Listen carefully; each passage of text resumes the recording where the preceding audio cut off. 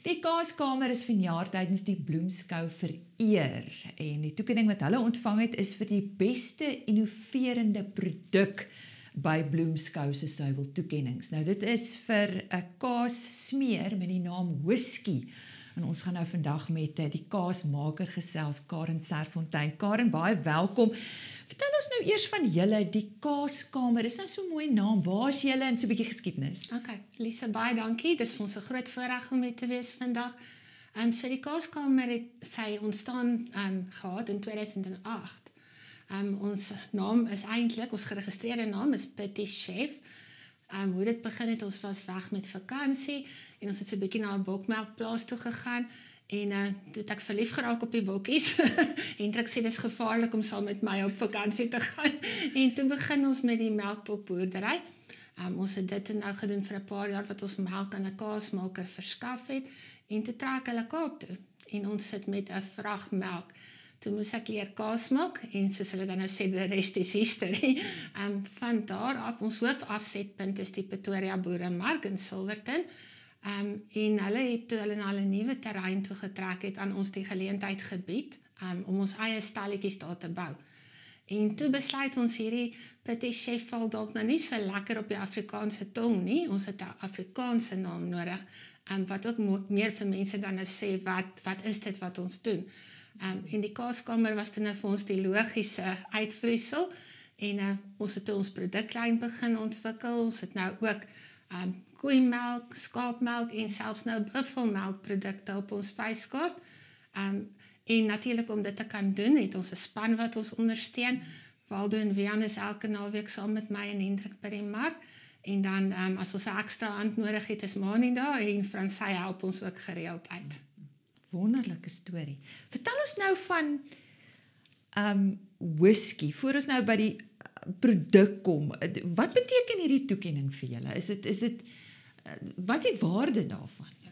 So vir ons is dit 'n groot verrassing gewees.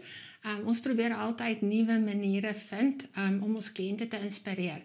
Ons wil graag hê hulle moet meer aan kaas dink as net Gouda en cheddar. En dalk ander maniere om kaas te gebruik as mozzarella op 'n pizza, dis die logiese ding.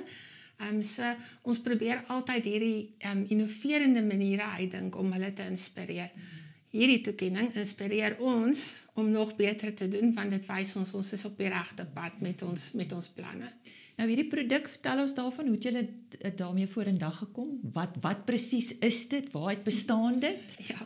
Ja, dit klink nou, om te sê whisky, dan klink 'n mens nou, hoe kom dit by die kaas uit? So ons het gereeld, het ons kaas wat verouder, en dan dalk tot op so 'n punt waar dit 'n bietjie droog raak en nie meer so aptytlik lyk nie. En in plaas van om dit elke keer weg te gooi of vir die diere te voer, het ons gedink ons moet hierdie produk 'n nuwe baadjie aantrek. En toe het ek 'n bietjie navorsing begin doen. En ons het toe agtergekom dat selfs in die 18de eeu reeds het kaasmakers met hierdie selfde probleem gesit. En ons het bietjie geëksperimenteer en ons goeie vriende Charles en Ria van die Mustard Shop is altyd ons proefkonyne, gewillige proefkonyne moet ek ook sê. Hulle het saam met ons kom proe en toe het ons besluit hierdie produk is 'n wenner. So die potted cheese is 'n verouderde kaas wat ons dan, die Engelse woord is infuse, ek weet nie om dit in Afrikaans mooi te verduidelik nie, met whisky en peperkorrels.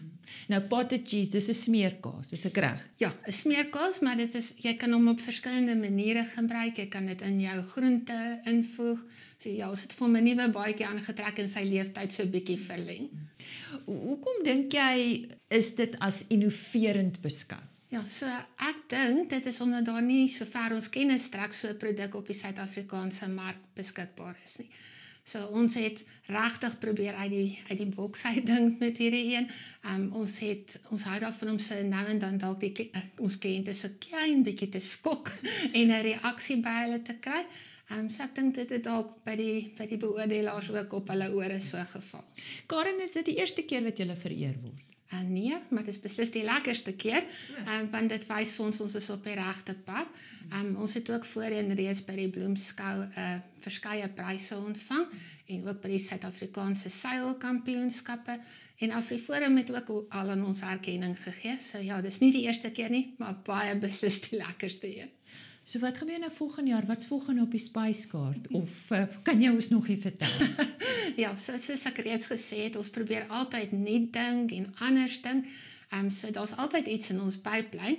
Verlede jaar het ons ietsie gehad wat 'n blou kaas met 'n peerbrandewyn druiweblaar omhulsel. En die kliënte is nou al so gewoond daaraan, ons probeer elke week probeer ons iets nuuts aan hulle bied. En baie mense kom nou al en kom vra vir ons, wat is nuut hierdie week? So ja, daar's baie dinge in die pipeline, hou ons dop. Ja, nee Karen, baie geluk. Ons is bly vir julle. En dat julle sommer hier van Pretoria is lekker om met julle te gesels. En ons sien uit om volgende jaar weer te sien dat julle mee vorendag kom, hoor. Baie dankie, Lise. Ja. So sê Karen Serfontein, sy is die kaasmaker by die Kaaskamer. En hulle is vanjaar by die Bloemskou se suiweltoekennings vereer met die toekenning vir die beste innoverende produk. En soos Karen verduidelik het, dit is vir 'n potted cheese met die naam van whisky.